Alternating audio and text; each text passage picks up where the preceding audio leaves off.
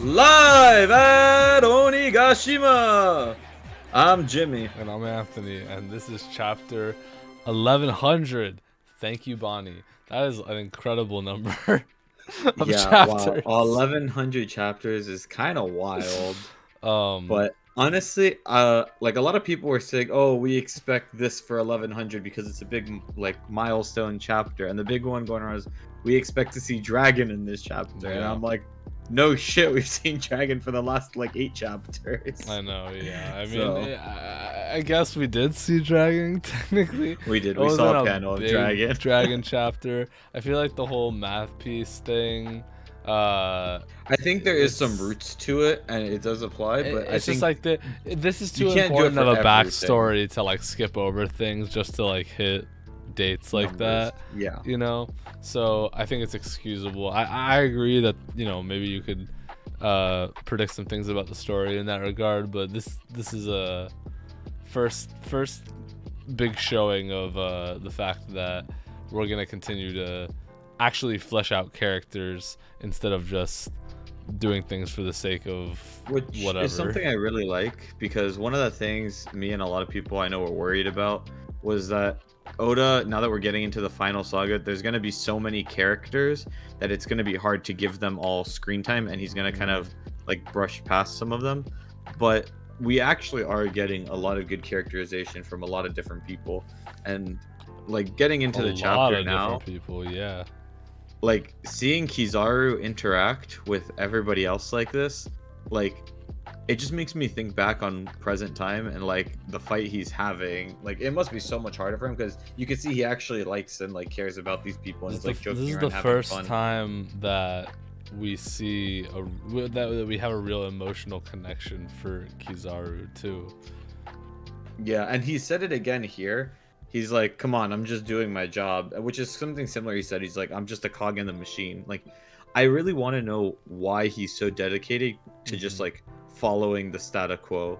Yeah, Like, yeah. why does he need the government so much? I'm curious to know his backstory. Yeah, I think that's honestly like we'll probably get that more when we flash back to like present time, and he'll have some kind of development like in the present time. That's what I would like to see. I don't want to, like, as much as I love seeing this flashback and I love seeing characters get fleshed out, like I do want there to be more than just like, you know, fight punching in when we go back to real time here. I think that there's a lot of room for characters to grow and characters to get new for new things to be revealed about them. And speaking of new things being revealed about past characters, speaking of context, we kind of called it that we were gonna see Bartholomew Kuma become a warlord this chapter, and it was very, I think we pretty much like called it on the nose, to be honest. Yeah, I think this one was a pretty obvious one to call. Like, he had to make the deal. He said it last chapter, I gotta make a deal with the devil. Like, Kind of that's a clear layup, foreshadowing. yeah. Yeah. So Like, we knew he had to get turned into a cyborg. We knew he was going to become a warlord, and there was only so much time left for this backstory. But just like how it was phrased is so much more ominous than I was expecting. It felt so much more like Saturn was like, well, here's the deal. You can just run if you want to, but we're not going to heal Bonnie if you don't. So this is really like your only option. yeah, It which just felt like, you know, yeah, it's sinister. Like it's very, Yeah. yeah. You can definitely like you feel how dark Saturn is, like from the jump, like immediately. I would like to know what his motivations are for being so evil, because at this point I'm kind of like, damn man, you're just a really bad guy. I mean, that's the Like, same for all the gore. So we got to find out eventually what yeah. their deal is. Why do they follow Emu? Why do they think these But I things are get okay? that Why are they it's so okay to jaded? start with this guy because he's like the war one, right? So like that's the, you know. Well, he's the one of science, which with Vegapunk makes a lot of sense. Right. Well, didn't it also say that he was like something to do with war, like whatever. Anyways, one thing that like didn't really get addressed here is presumably Gorosei Saturn knew Kuma from a young age. I mean, he did, like he bumped into him at God Valley, but that's not addressed in the conversation, is it? I don't necessarily know if he wants everybody here to find out about that is maybe Right. why. Like he you can clearly see he knows who Kuma is, about how he talks about it and how he talks about his blood and why everything's so important.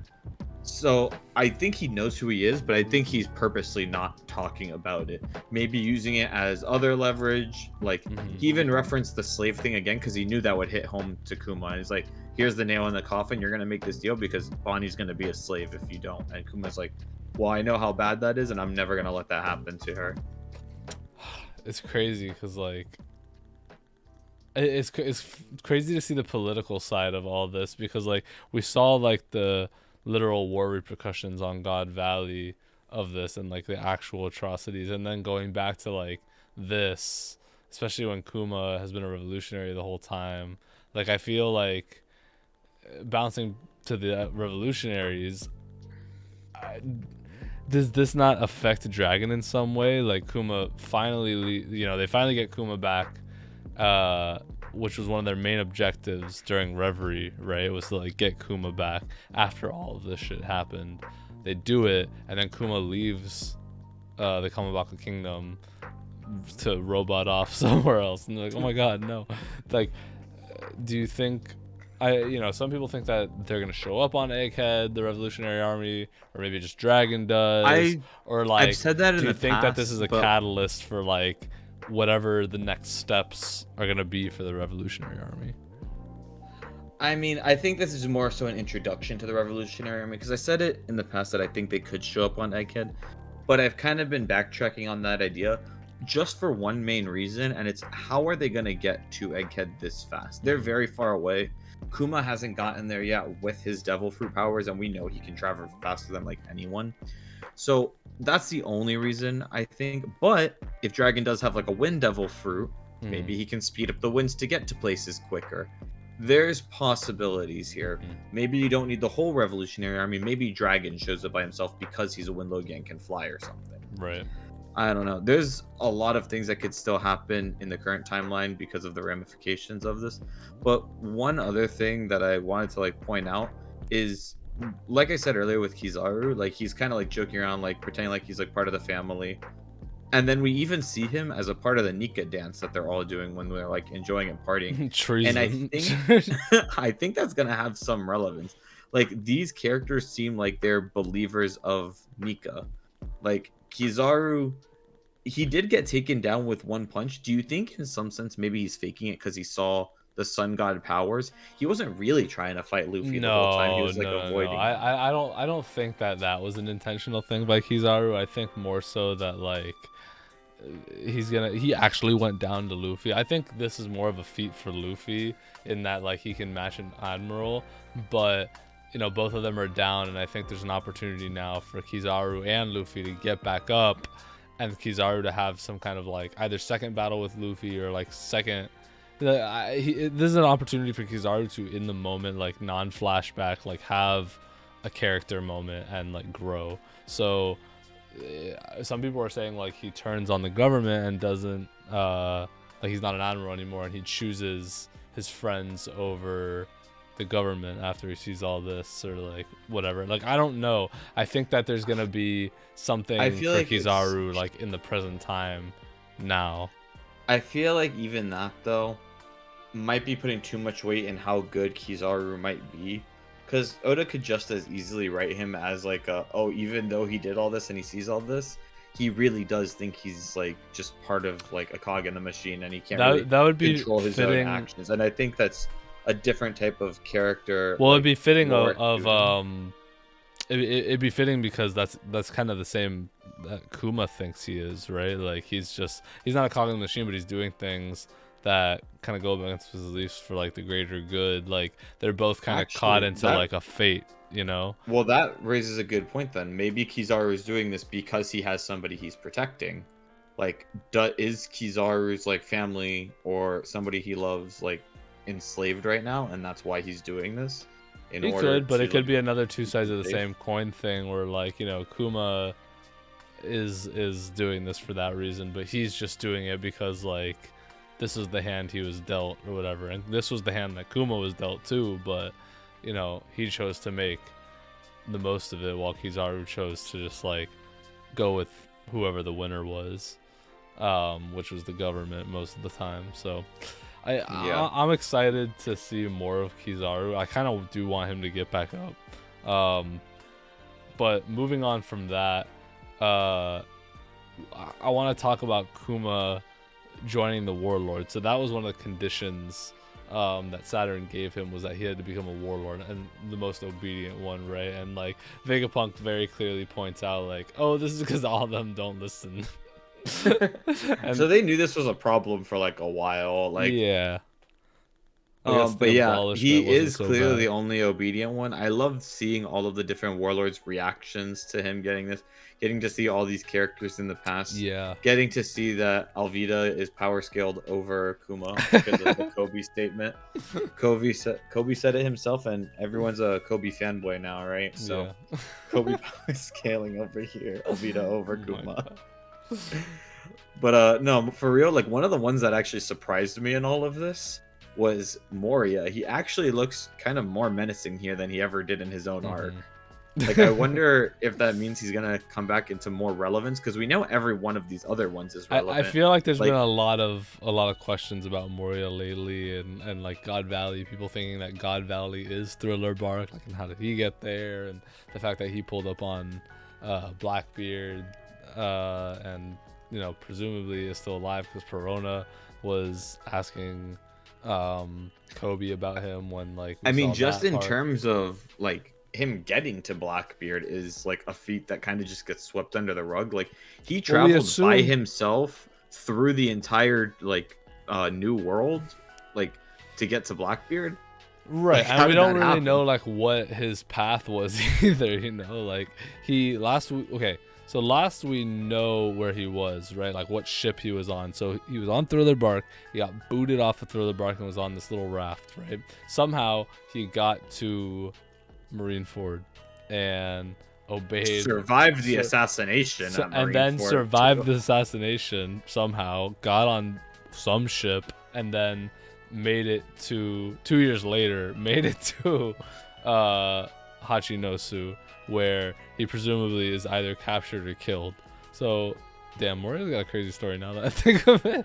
Yeah, like, he's just kind of everywhere. Like, he's just so resilient. He just doesn't die, that lazy fuck. Yeah, for real. But you know, it was nice to see. One other thing that I wanted to bring up as far as the warlords, this is like a little thing, but Jinbei says, oh, he's a former king. This is on top of the reigning king we already have in our ranks. The pirate world is really changing. So is the other king? So I mean, there's it's just another. It's just Doflamingo. That Doflamingo, was my, right? Yeah, that's what yeah, I that's my thought. Okay, interpretation. okay, okay, Because okay. Doflamingo is the king of Dressrosa. I guess that's So true. Yeah. Okay, so I just wanted to clarify that. But we see I'm Dragon's reaction too.